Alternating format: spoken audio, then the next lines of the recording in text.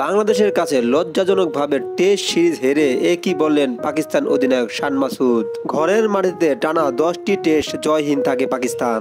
এর আগে ঘরের মাঠে ইংল্যান্ডের সাথে 3-0 ব্যবধানে হেরে গিয়েছিল পাকিস্তান। আর এবার বাংলাদেশের কাছে বাংলা ওয়াশ। এমন হারের পর দেশটিতে অনেক সমালোচনা হচ্ছে।